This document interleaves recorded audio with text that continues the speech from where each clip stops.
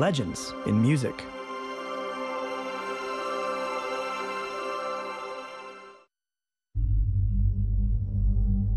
The Kazakh steppe is beautiful.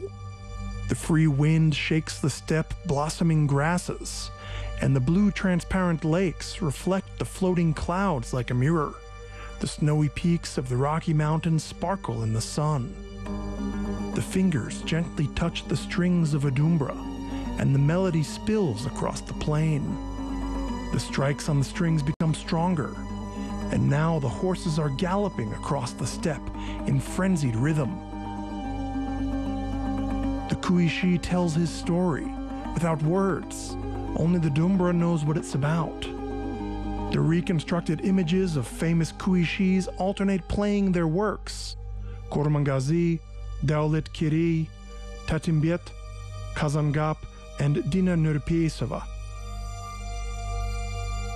Few people know that the kui is not only a melody with complex rhythm and a peculiar musical sound, but it is also a play deep in content and form, told in the language of music.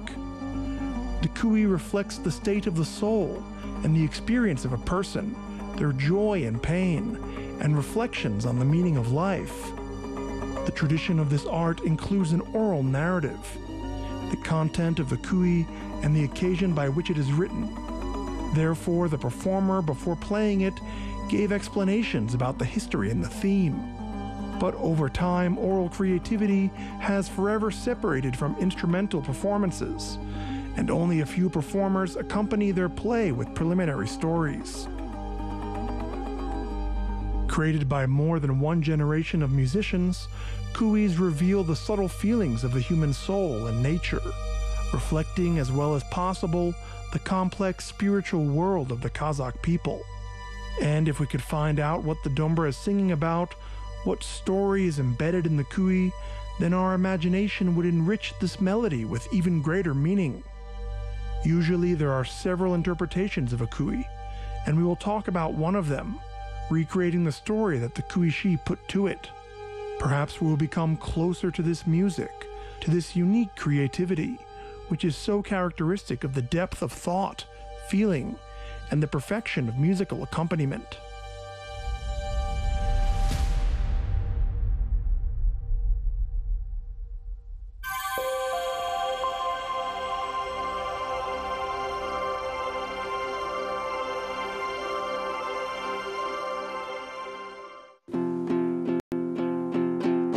Dina thoughtfully plays on her dumbra. Her thoughts and feelings merge with the sound of the dumbra, and it seems that her soul sounds through it. She plays a melody, and the strings are pliable and responsive, but she is looking for something else. Dina plunges into the music, and the melody carries her away, into the boundless depth steppes, to the distant auls. But she abruptly breaks the long melody and thinks about something over and over again, and she sorts the strings as if she cannot translate what is now in her soul into music. The images come in sometimes blurry and subtle, but suddenly in front of her, into the thick grass, the bird sank and began singing loudly, picking up the melody of the dumbra. And now Dina's imagination draws the story of the life of one girl. She sees her as if she is in real life. Her life is sad because a girl is like a defenseless little bird, completely helpless in a collision with injustice and fate. And all that she has is her own voice, crystal clear and indescribably beautiful.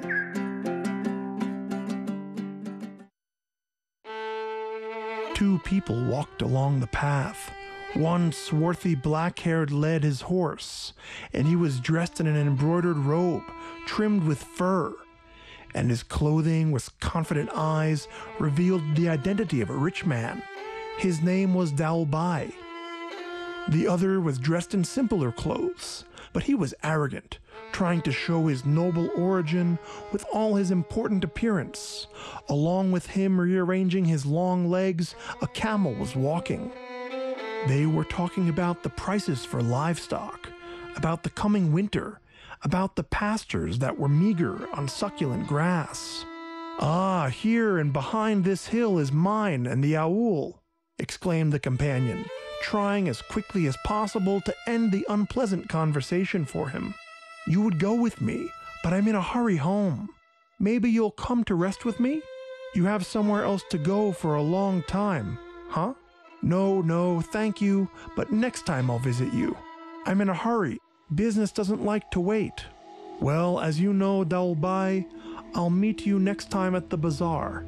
And suddenly no one knew where they heard the sweet voice, but it wasn't the voice of a man, but like a fairy tale bird.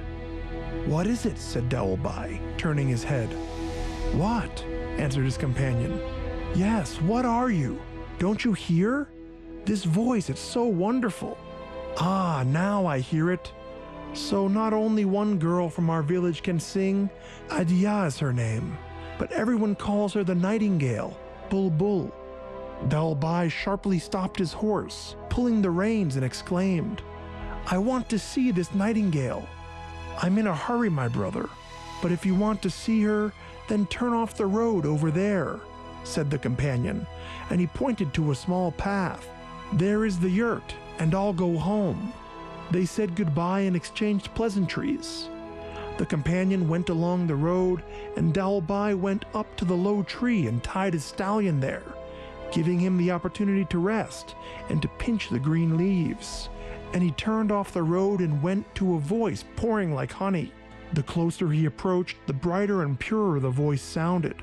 Finally he saw a yurt, near which two women sat on a spreading mat. One was very old. She was holding sheep's wool in her thin, wrinkled hands. The other was very young. Black, thick hair framed her bright face. She was the only one who sang. Daolbai froze. It was hard to believe that this seemingly ordinary girl was the owner of this magical voice. And the more he looked at this lovely feature, the more he was fascinated by it. For a long time the man stood, unable to move. He was mesmerized by the beautiful voice. Suddenly the voice broke. The girl gasped and covered her face with her sleeve when she saw the stranger. "What happened to my swallow?" the old woman said hoarsely, and looked at her granddaughter with her blind eyes. "There is someone there," the girl said quietly. Then Daolbai came out to them and bowed low, saying, "Forgive me. I did not want to frighten you, but I heard the singing and I followed your voice. My name is Daolbai from the neighboring aoul. No one can say anything bad about me." "Then it is good," the grandmother said, shaking her head. And the girl lowered her eyes, but occasionally she cast her eyes to Daolbai. Daolbai once more bowed to the woman, turned around and slowly walked back to the road. He untied his horse and walked along the road. Only now in front of his eyes was constantly the image of the sweet girl, and her voice continued to sound inside his heart. Since that day, Daolbai lost his peace. All his thoughts rushed there, to the neighboring aoul, where the girl nightingale sang her songs. Daolbai is engaged in the usual business. He cleans a horse and drinks kumus in a yurt and inspects his livestock. Time passed and Daolbai's dream came true. Bulbul became his wife. As usual, he returned to the evening, and Daolbai went to his yurt and saw Bulbul sitting at work. She sat quietly and embroidered his robe with silk threads. Seeing her husband, she smiled and postponed the work and went up to him. "Janlam," he said, taking her hand, "I'm tired from the road. Pour me some cold kumus and sit next to me." Having brought the cold kumus to her husband, Bulbul sat next to him.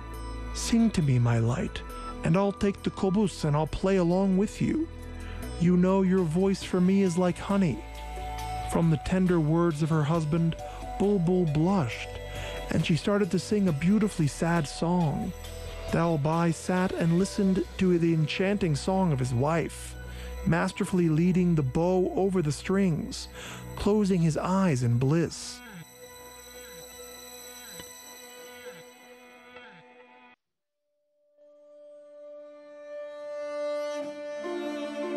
Silently, Bulbul came into the yurt and set before the guests a tray with fragrant bausak.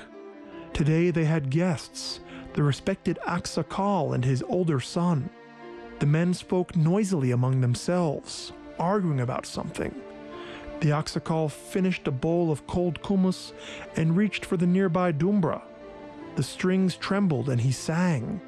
Everyone was silent, and nearby Bulbul was with a bowl in her hand, and the Aksakal looked at her and stopped singing and said, "My voice is like the bleating of a sheep. And you want to hear a voice that is purer than a mountain stream and more beautiful than a sunrise? Do not deny us, Daulbai.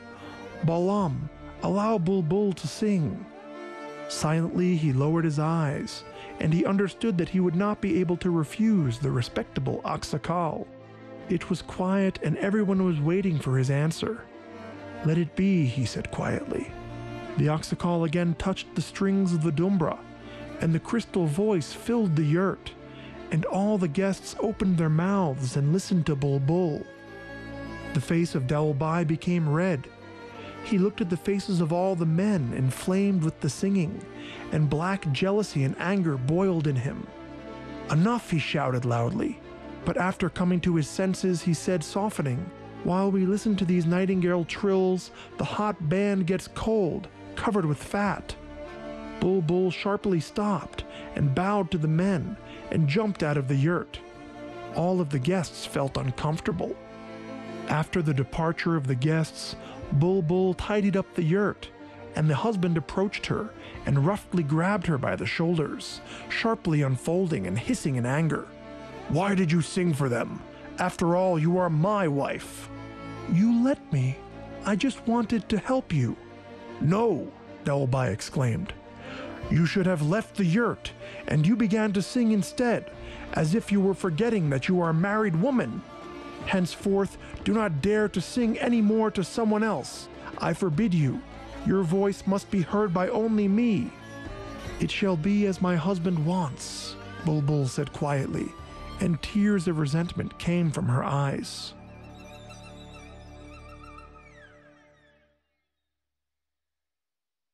As time went by, once Bulbul's uncle came to visit her yurt. "Oh, my dear," he cried. Crossing the threshold of the house, Bulbul joyfully ran to him and bowed low. "You have visited me. My heart flutters with joy because you brought me a piece of my home. Sit down here and rest." On a low table immediately appeared fresh cakes, boiled meats, and fatty sorpa.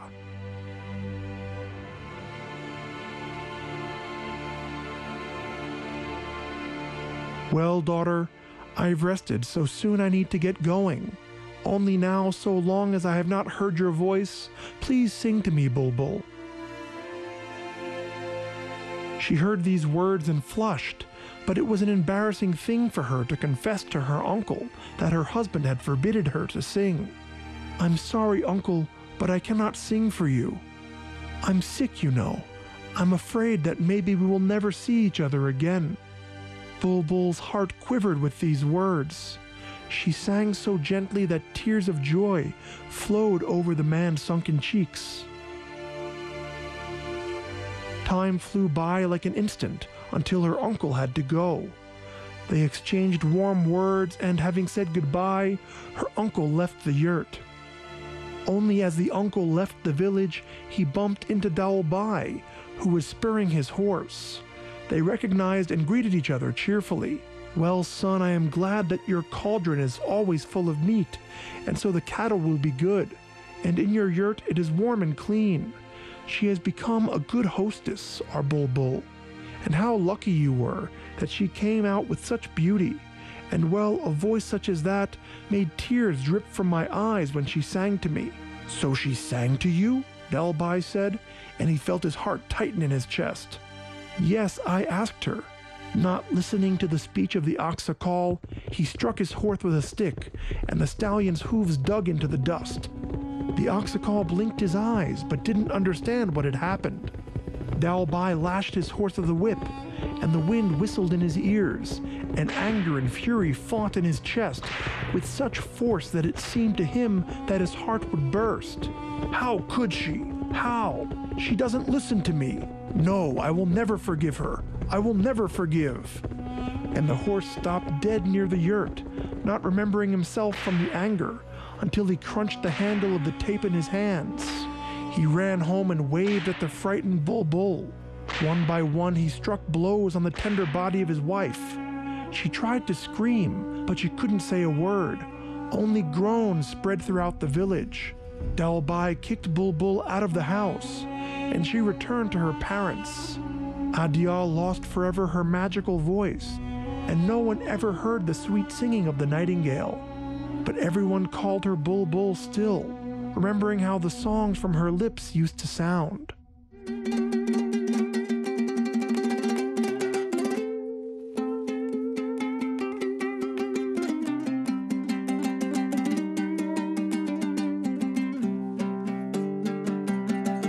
Dina slowly takes her fingers off the strings of the dumbra and the large teardrops on her cheeks. She looked in front of her, and the image she saw of the unhappy Bulbul and the angry Dalbai began to dissolve smoothly, and then completely disappeared. She again saw a bird sitting on a tree branch, and got up from the felt rug, and took a dumbra, and went along the path to her village.